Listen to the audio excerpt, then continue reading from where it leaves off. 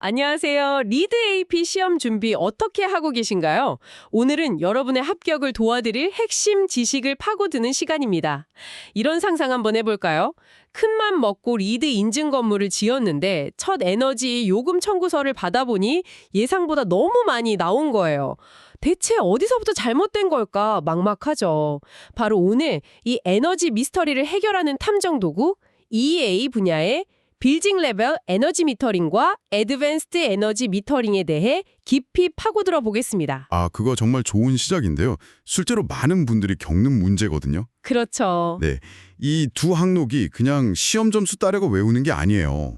방금 말씀하신 것처럼 건물의 에너지 문제를 진단하는 돋보기랑 현미경 같은 거거든요. 돋보기와 현미경이라 비유가 아주 딱 들어맞네요. 오늘 저희가 이 두 도구를 언제 또 어떻게 써야 하는지, 그리고 왜 하나는 기본 장비고 다른 하나는 전문가용 장비인지 그 근본적인 차이랑 연결고리를 확실하게 짚어드릴게요. 네, 왜 하나는 반드시 갖춰야 할 필수 요건, 그러니까 프레리퀴지트고 다른 하나는 추가 점수를 주는 크레딧인지 그 이유를 오늘 제대로 파헤쳐 보겠습니다. 자, 그럼 에너지 탐정의 첫 번째 도구부터 한번 살펴볼까요? 먼저 기본 중에 기본이죠. EA 필수 요건, 빌딩 레벨 에너지 미터링. 이름 그대로 건물이 리드 인증받으려면 이건 선택의 여지가 없다는 거잖아요. 무조건 해야 하는. 그렇죠. 이 필수 요건의 의도, 그러니까 인텐트는 아주 명확합니다. 건물 전체 에너지 사용량을 추적해서 에너지 관리를 지원하고 추가적인 에너지 절약 기회를 식별하는 것. 좀 풀어서 설명해 주신다면요? 쉽게 말해서 우리 건물이 한 달 동안 에너지를 총 얼만큼 썼는지 그 총량을 파악하는 게 모든 관리의 시작이라는 거예요. 범인을 잡으려면 일단 사건이 일어났다는 건 알아야 하잖아요. 딱 그거죠. 그러니까 일단 우리 건물의 에너지 소비에 대한 건강검진 기록을 남기기 시작한다 이런 거군요. 정확합니다. 구체적으로 뭘 해야 하나요? 그냥 계량기 하나 딱 설치하면 끝나는 건가요? 핵심은 모든 에너지원을 합쳐서 건물 전체의 소비량을 파악하는 겁니다. 모든 에너지원이요? 네, 전기, 천연가스, 또 지역에서 냉수를 공급받는다면 그것도, 스팀, 연료유까지. 건물이 쓰는 모든 종류의 에너지를 다 통합해서 측정해야 해요. 와, 생각보다 복잡하네요. 근데 꼭 거대한 통합 미터기 하나만 고집할 필요는 없어요. 여러 개의 서브미터, 그러니까 서브미터 데이터를 합산하는 방식도 괜찮고요. 합산도 되는군요. 네, 심지어 한전 같은 유틸리티 회사 미터기가 건물 전체 사용량을 잘 보여준다. 그럼 그걸로도 충분해요. 방법은 유연하지만 전체 총량을 파악한다는 목표는 아주 확고한 거죠. 그런데 미터기 설치가 전부가 아니라고 들었어요. 여기서 아주 중요한 약속이 나온다고. 이게 시험에 그렇게 자주 나온다면서요? 바로 그겁니다. 여기가 이 필수 요건의 하이라이트예요. 뭔가요? USGBC 인증을 딱 받은 날로부터 앞으로 5년 동안 수집한 에너지 소비 데이터를 USGBC랑 공유하겠다고 약속을 해야 해요. 5년이요? 네, 5년. 그리고 데이터는 최소 월 단위로는 추적을 해야 하고요. 잠시만요. 5년이나요? 혹시 2년쯤 뒤에 건물을 팔면 어떻게 되죠? 새로 산 사람이 나는 리드 잘 모르겠고 데이터 공유 안 할래요. 해버리면 어떡해요? 정말 좋은 질문이에요. 많은 분들이 궁금해하시는 부분이죠. 그렇죠. 네, 리드 규정은 명확해요. 그 약속은 건물의 소유주가 바뀌더라도 5년간은 계속 유지가 되어야 합니다. 정말요? 네. 그래서 보통 건물 매매 계약할 때 이 의무사항을 승계하도록 명시하는 게 중요하죠.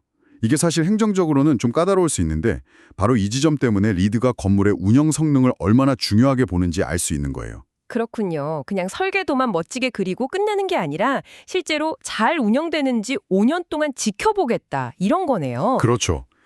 듣고 보니 이게 리드 V4에서 새로 생긴 필수 요건이라고 하던데 이전 버전에는 없었던 건가요? 네, 맞아요. 이전에는 최소 프로그램 요구사항, 그러니까 미니멈 프로그램 리콰이어먼트의 일부로 그냥 살짝 언급되는 정도였어요. 그랬군요. 그런데 V4로 넘어오면서 EA 분야의 정식 필수 관문으로 위상이 완전히 격상된 거죠. 이걸 리드의 철학이 어떻게 변하고 있는지를 보여주는 굉장히 상징적인 변화예요. USGBC가 업계에 던지는 메시지인 셈이죠. 어떤 메시지죠?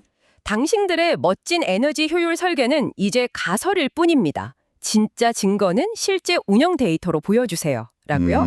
이 5년간의 데이터 공유 약속이 바로 그 증거 제출 의무인 거예요. 와, 그렇게 들으니까 느낌이 확 다르네요. 단순한 행정 절차가 아니라 설계와 실제 성능 사이의 간극을 메우려는 강력한 의지의 표현이군요. 그렇죠. 자, 그럼 이제 건물 전체 에너지 사용량을 파악해서 문제가 있다는 걸 알게 됐어요. 예를 들어 지난달 전기 사용량이 갑자기 20%나 늘어난 거죠. 근데 대체 왜, 어디서 문제가 생긴 건지는 이 계량기 하나만 봐서는 알 수가 없잖아요. 정확합니다.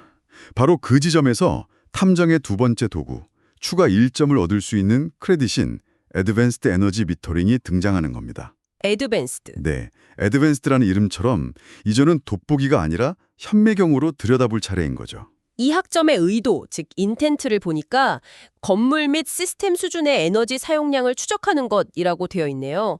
아, 초점이 건물 전체에서 개별 시스템으로 옮겨가는군요. 맞아요.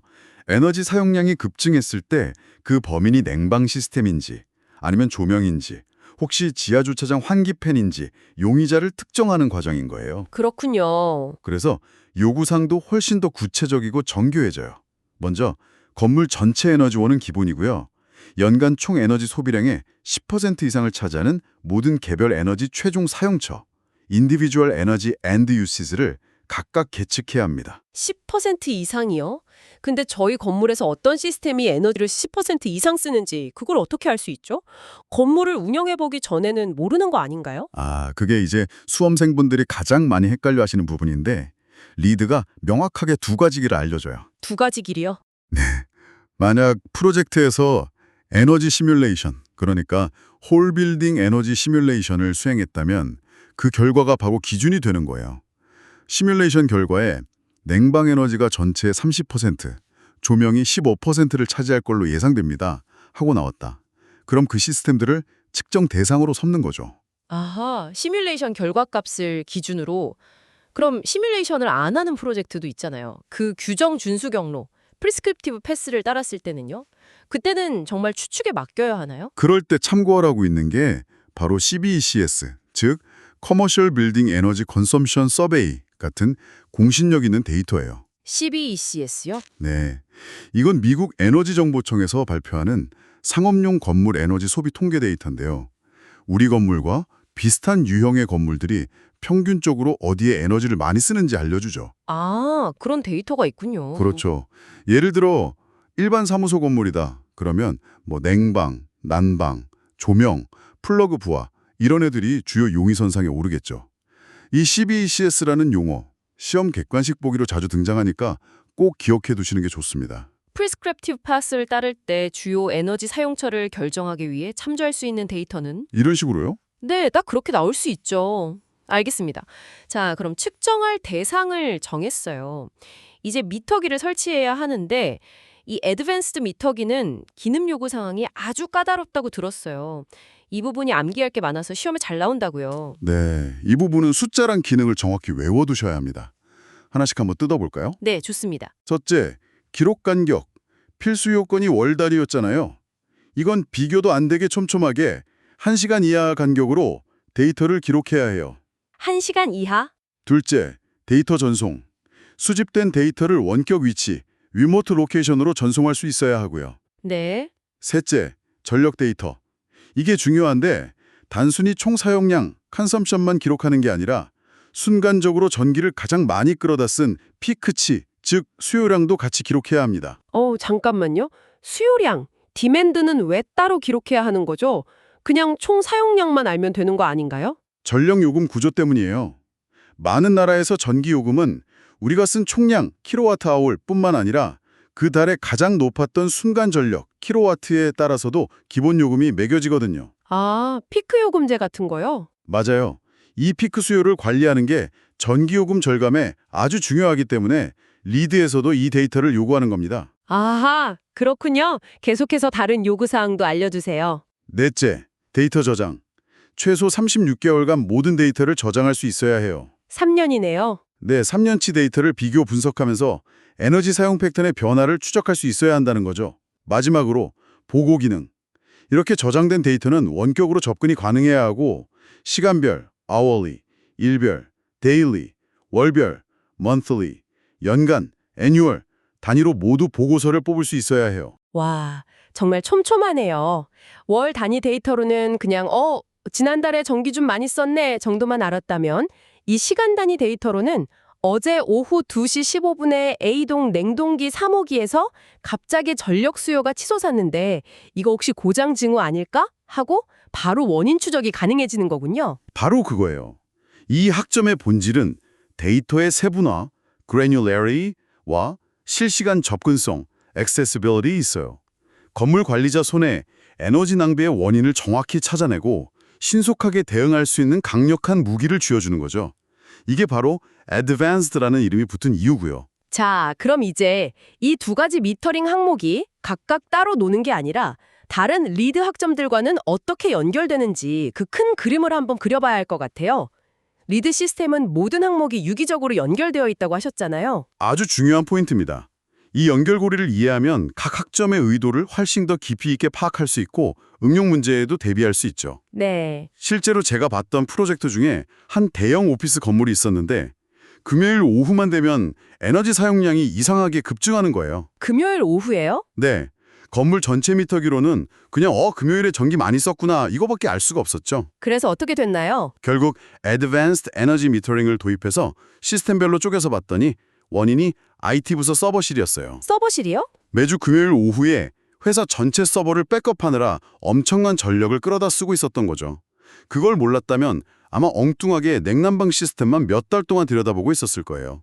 이 사례처럼 미터링 데이터는 다른 학점들과 만나면서 진짜 가치를 발휘해요. 흥미롭네요. 그럼 가장 먼저 떠오르는 건 역시 에너지 시뮬레이션, 옵티마이즈 에너지 퍼포먼스 학점과의 관계인데요. 네, EA 크레딧, 옵티마이즈 에너지 퍼포먼스와는 때려야 뗄 수 없는 관계죠. 아까 말씀드렸듯이 이 학점을 따려고 하는 에너지 모델링 결과가 애드밴스드 에너지 미터링에서 뭘 측정해야 할지 그 10% 기준을 알려주는 가장 정확한 근거가 되고요. 네, 근거가 되고. 반대로 건물 다 짓고 나서 애드밴스드 에너지 미터링으로 수집된 실제 데이터는 우리가 처음에 했던 에너지 모델링이 얼마나 정확했는지 검증하는 데 쓰일 수 있어요. 서로가 서로를 보완하고 검증해 주는 거죠. 그렇군요. 그럼 전력망 안정성과 관련된 디맨드 리스폰스 학점은요? EA 크레딧, 디맨드 리스폰스, 줄여서 DR이라고 하죠. 이것과도 직접적으로 연결돼요. DR. DR은 전력 사용량이 피크일 때 전력회사 요청에 따라서 건물이 자발적으로 부하를 줄여주는 프로그램이잖아요. 그렇죠. 이 DR 이벤트에 효과적으로 참여하려면 우리 건물에 어떤 시스템이 전기를 많이 먹는지 실시간으로 파악하고 제어할 수 있어야겠죠. 바로 애드밴스드 에너지 미터링 시스템이 그 핵심 인프라가 되는 거예요. 아, 그걸 기반으로 참여하는 거군요. 네, 지금부터 1시간 동안 전력 100kW 줄여주세요. 라는 요청이 왔을 때 어떤 설비를 꺼야 목표를 달성할 수 있는지 그리고 실제로 얼마나 줄였는지 데이터로 증명할 수 있게 해주죠. 마지막으로 건물의 성능을 처음부터 끝까지 검증하는 커미셔닝과의 관계도 중요할 것 같아요. 물론이죠. 특히 EA 크레딧, 인핸스드 커미셔닝과 엄청난 시너지를 냅니다. 커미셔닝은 건물의 모든 시스템이 설계된 대로 제 성능을 내는지 검증하는 과정인데 이때 미터링 데이터는 의사의 청진기 같은 거예요. 청진기요? 네. 시스템이 실제로 어떻게 돌아가는지 그 속을 들여다볼 수 있게 해주거든요.